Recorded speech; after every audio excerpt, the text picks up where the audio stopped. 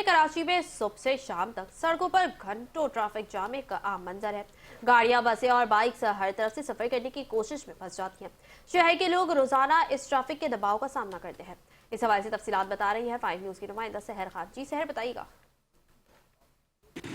शहर कराची जो पाकिस्तान का दिल कहलाता है, रोजाना की बुनियाद पर लाखों की तादाद में गाड़ियां रवां दवा नजर आती हैं, जबकि वहीं पर ट्रैफिक जाम होना रोजाना का मामूल बन चुका है। दफातर जाने वाले शहरी हों या फिर स्कूल जाने वाले बच्चे हों, अक्सर ही ताखीर का शिकार हो जाते हैं, जबकि शाम को घर लौटना भी अजीरन बन चुका है। इस हवाले से शहरी क्या कहते हैं और उनके रोजाना किन मुश्किलात का सामना करना पड़ता है, आए उनसे बात करते हैं।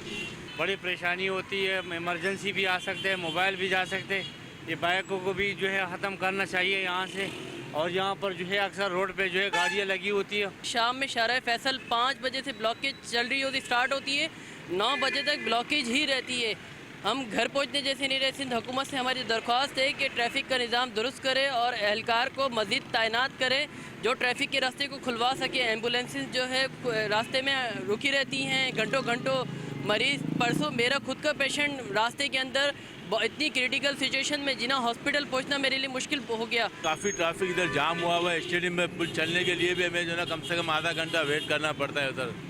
तो जो ना यहाँ से यहाँ तक पहुँचने के लिए हमें 1 घंटा लग ही जाता है। ज़्यादा स्टेडियम के नीचे जो रोड काफ़ी जाम होता है, आवाम परेशान हो जाती है, किसी कोई इमरजेंसी भी किसी को हो जाती है। शहर कराची में ट्रैफिक का दबाव रोज का मामूल बन चुका है। अब जरूरत है बेहतर मंसूबाबंदी और मौसर हल की, ताकि शहरी अपनी रोजमर्रा जिंदगियों को आसान बनाएं और महफूज बना सकें।